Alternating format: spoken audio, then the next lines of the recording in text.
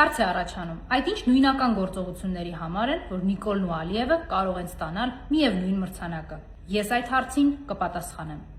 2018 թվականից սկսած Նիկոլն ու Ալիևը ձեռք-ձեռքի բռնած կարողացել են կործանել Արցախի հանրապետությունը, դուրս թողնել Արցախի ինքնորոշման իրավունքը միջազգային հարթակներից, սպանել 5000 հայորդու,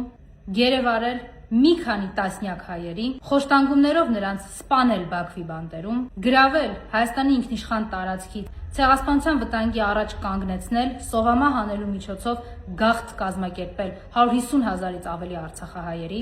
անարգել եռաբլուրը, ծաղրել բոլոր զոհված հերոսների հիշատակը, քանդել Հայաստանի բանակը, ծաղրել գլխավոր շտաբը, հայ զինվորին, կալանավորել զոհված զինծառայողների ծնողներին, կալանավորել սրբազանների եւ այս ամենը իհարկե Նիկոլի տիրոջ Ալիևի բարձր հովանու ներքո։ Կասեք, բա երրորդն ուր էր ամենակարևորը։ Կասեմ, ներկա չէր կարողացել գտնվել, բայց կնոջ հետ միասին մեզ բոլորիս ծաղրելու ու նվաստացնելու շնորհավորանքը էկրաններից ուղարկել էր։ Որպեսզի ազգային նվաստացումը լինի ել ավելի ցցուն եւ ողջ աշխարհին տեսանելի, Նիկոլը, Ալիևն ու Էրդողանը կազմակերպեցին այնպես, որ հայ ռազմագերիների ՑՄԱ դատապարտվածության լուրը եւ իրենց համատեղ մրցանակի լուրը տեղի ունենան միաժամանակ։ Ընդ որում, մրցանակաբաշխության խորհրդանիշը շատ խորհրդանշական է։ 2 տերև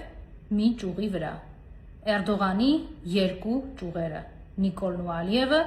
անխոչնդոտ եւ առանց որևէ վերապահումների կատարում են թուրքական աշխարհի բոլոր երազանքները, ոչնչացնելով հայ ժողովրդին եւ հայկական պետականությունները։